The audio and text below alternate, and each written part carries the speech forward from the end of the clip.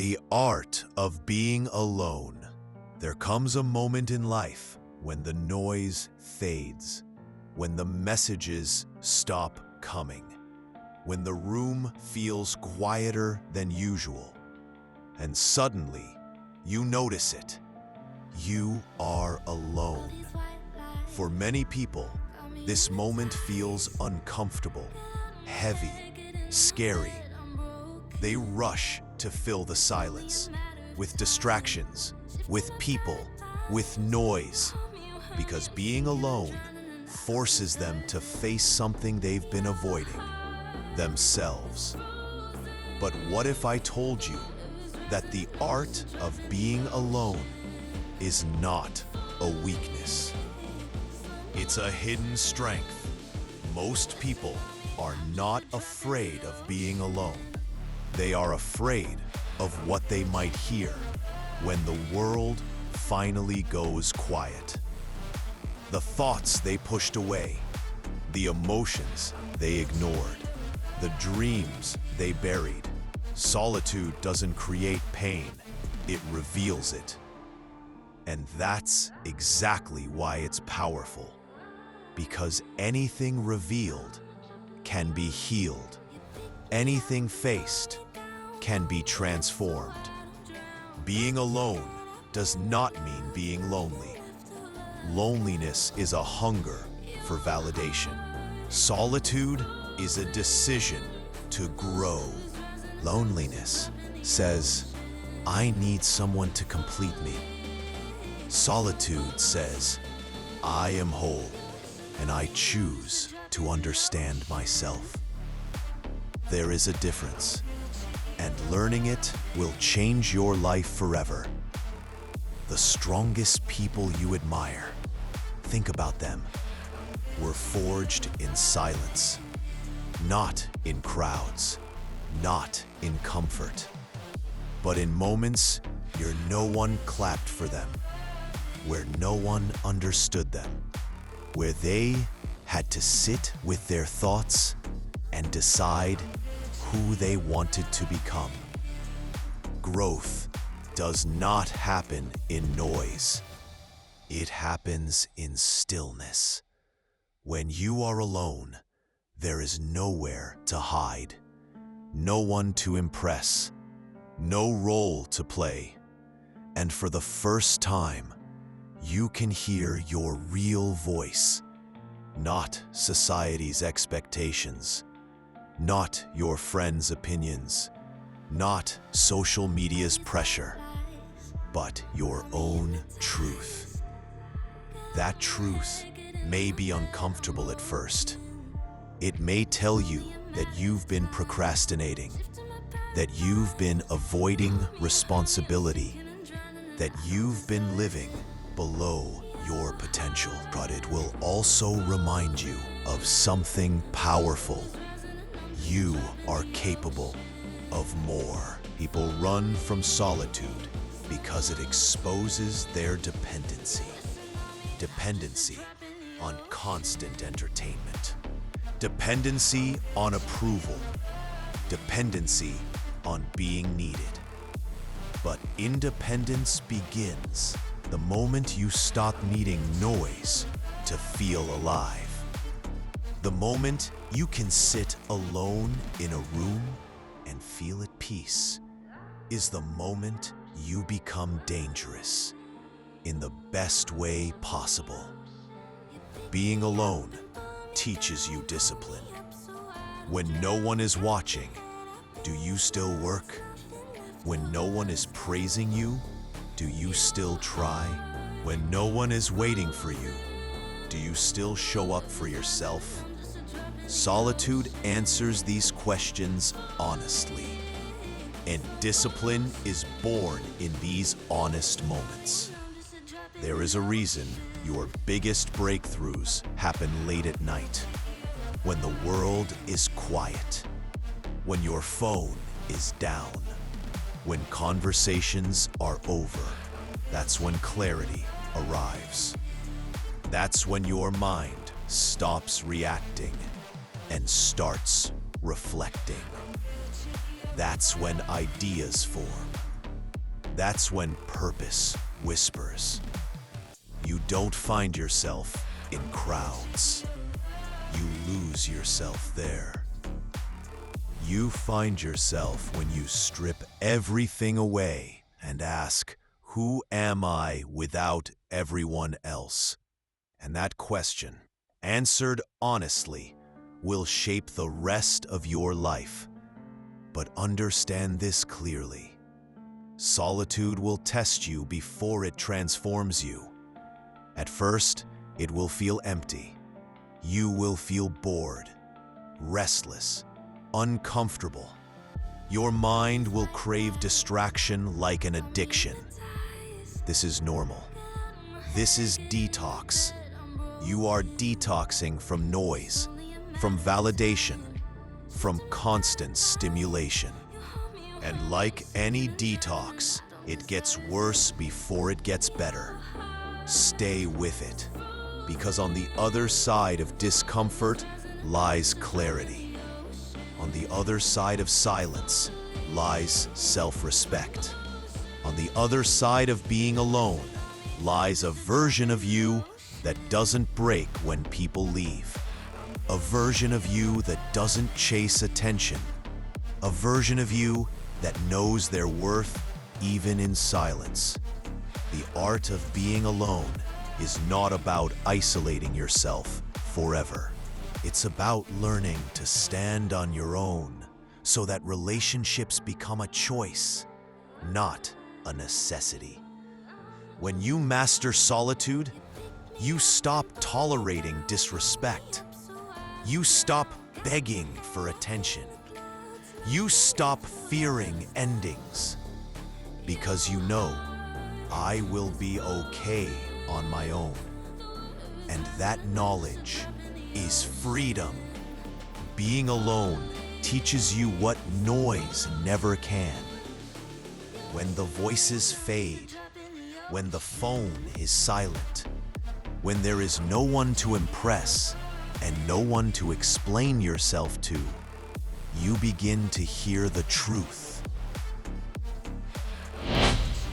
Not the truth others told you about who you should be, but the truth of who you actually are. And that truth can feel uncomfortable at first, because loneliness doesn't hide your flaws, it exposes them. It shows you your fears, your insecurities, your unhealed wounds. Most people run from this moment. They distract themselves. They numb themselves. They stay busy just to avoid meeting themselves. But the ones who stay, the ones who endure the silence, they discover power. Alone time is not about isolation. It is about clarity. It strips away false identities. When you are alone long enough, you stop pretending.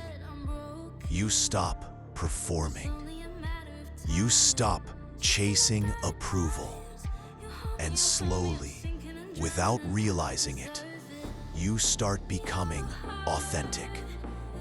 You begin to understand what you actually want, not what the world told you to want. You realize how many choices you made just to belong, just to be liked, just to avoid standing alone. And that realization hurts, but it also frees you. There is a moment in solitude when you recognize how strong you have already been.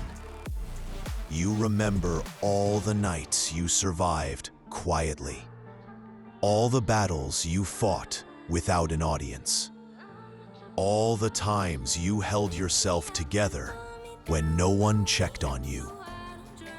That's when you stop seeing yourself as weak. That's when you understand that you are far more resilient than you ever believed. Solitude shows you that you don't need constant support to survive. You need self-trust. Being alone also teaches discipline. When no one is watching, no one is judging, no one is reminding you to do better. What do you choose? Comfort or growth? Distraction or focus? Self-pity or self-respect? In solitude, there are no excuses. Your progress or your stagnation becomes completely your responsibility. And that responsibility shapes character. Alone time forges self-control.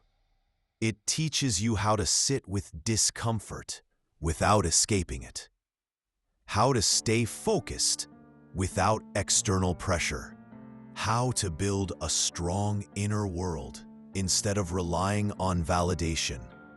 The world fears solitude because it creates independent thinkers. People who are comfortable being alone are not easily controlled. They don't chase trends blindly. They don't beg for acceptance. They don't fear silence. And that makes them dangerous.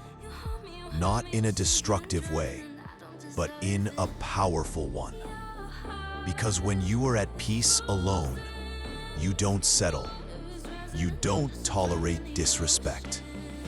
You don't cling to people who drain you. You choose relationships, not because you need them to survive, but because they add meaning to your life. And here is something most people don't realize. The strongest people you admire learned their strength alone. Their confidence wasn't given, it was built in silence. Their vision wasn't shaped in crowds, it was formed in moments of solitude. Their discipline wasn't born from motivation, it was forged when no one was there to cheer them on. Before greatness, there is always solitude. Before clarity, there is always silence. But solitude also demands honesty. You can't lie to yourself when you're alone. You can't distract from your pain forever. At some point, you must sit with it, understand it, heal it. And that process is slow. It's emotional. It's uncomfortable. But it is necessary. Healing doesn't happen in noise. Growth doesn't happen in chaos. Transformation happens when you allow yourself to feel, reflect, and rebuild. Being alone teaches you how to enjoy your own presence. When you stop depending on others for happiness, you become free. You start to appreciate small moments, calm mornings, quiet nights, focused work, deep thoughts. You begin to feel grounded, stable, whole. And once you reach that place, you realize something powerful. Loneliness was never the enemy. Avoidance was. There is a difference between being alone and feeling lonely.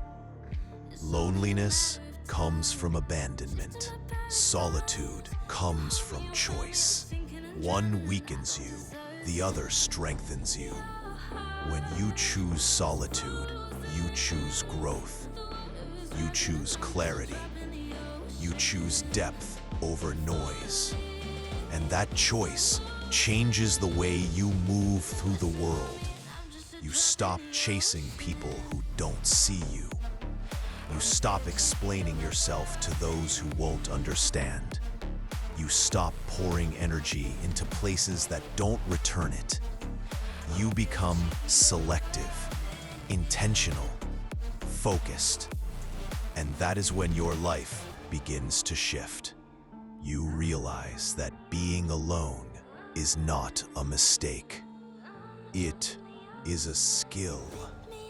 A skill that allows you to reset, realign, and reconnect with your purpose. A skill that makes you emotionally strong, mentally stable, spiritually grounded. When you master being alone, you master yourself. And when you master yourself, no external chaos can control you.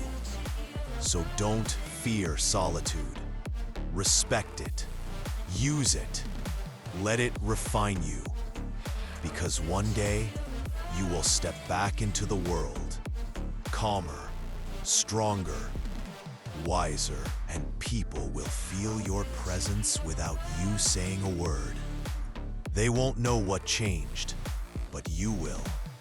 You met yourself in silence, and you came back powerful.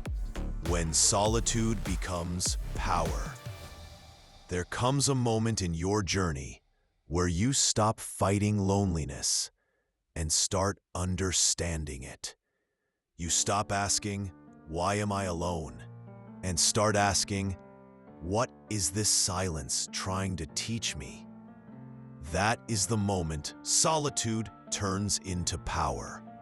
Because when you are alone long enough, you begin to meet parts of yourself you were too distracted to notice before. Your fears, your dreams, your wounds, your strength. Solitude strips away the noise and leaves you face to face with the truth. Most people avoid being alone because silence is uncomfortable. Silence forces self-reflection. It exposes unresolved pain. It reveals unfulfilled potential. So people stay busy. They surround themselves with noise, entertainment, validation, and endless distraction. But in doing so, they never meet themselves. You, however, are learning a rare skill, the ability to sit with yourself without running away. And this skill will change your life. When you are alone, you stop performing. There is no audience, no judgment, no expectations to fulfill. You don't need to explain yourself. You don't need to impress anyone. You don't need approval. And in that space, your real self finally comes forward. Not the version shaped by social pressure, not the version molded by comparison, but the version that exists beneath all of it. Honest, raw, unfinished, and powerful. Being alone teaches you emotional independence. You stop depending on others to make you feel whole. You stop needing constant reassurance. You stop chasing people just to avoid emptiness. You realize that peace is not something given by others. It is something built within. And once you learn how to be at peace alone, you become dangerous in the best way possible. Because nothing external controls your happiness anymore. Solitude also builds clarity. When the noise fades, because when you're alone, no one is watching you. No one is praising you. No one is reminding you what to do. And yet, you still show up. You still work. You still improve. You still choose growth. That's real strength. Anyone can work when they feel motivated, but only disciplined minds grow when motivation disappears. Being alone also teaches you boundaries. You learn what you will no longer tolerate. You learn when to walk away. You learn that protecting your peace is not selfish. It is necessary. You stop giving unlimited access to people who disrespect your time, energy, and values. You stop explaining yourself to those who never intended to understand you. The most dangerous transformations are not announced. They are lived quietly. When you embrace solitude, you begin to grow faster than others, not outwardly, but inwardly. Your confidence becomes quieter. Your energy becomes more grounded. Your presence becomes heavier. You speak less, but your words carry meaning. You move slower, but with purpose. You stop reacting emotionally and start responding intelligently. This is emotional maturity. You also learn self-trust. When you are alone long enough, you learn that you can survive discomfort, that you don't collapse without constant connection, that you are capable of handling your thoughts, your pain, your fears. And once you trust yourself, fear loses its grip. You stop doubting your decisions. You stop second-guessing your path. You walk forward with certainty, not because you know everything, but because you trust yourself to adapt. This is why solitude is misunderstood. People think being alone means being lonely, but loneliness comes from feeling unseen, not from being physically alone. You can feel lonely in a room full of people who don't understand you, and you can feel complete in silence when you finally understand yourself. Solitude is not running away from the world. It is returning to yourself. It is choosing growth over comfort, depth over distraction, meaning over noise. And once you master the art of being alone, relationships change. You no longer cling. You no longer beg. You no longer fear abandonment. Because you know, even if everyone leaves, you remain. This is where confidence becomes unshakable. Not the loud kind, not the attention-seeking kind, but the quiet confidence that comes from knowing who you are and what you stand for. The kind of confidence that doesn't need to prove anything.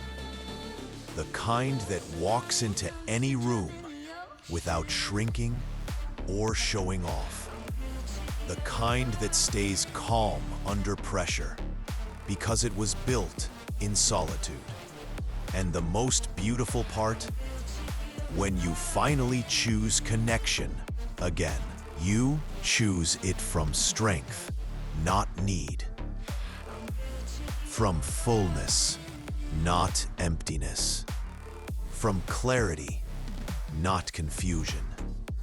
Solitude prepares you for meaningful relationships by first making you whole on your own. Being alone doesn't make you weaker. It makes you aware. It makes you disciplined. It makes you grounded. It makes you unstoppable.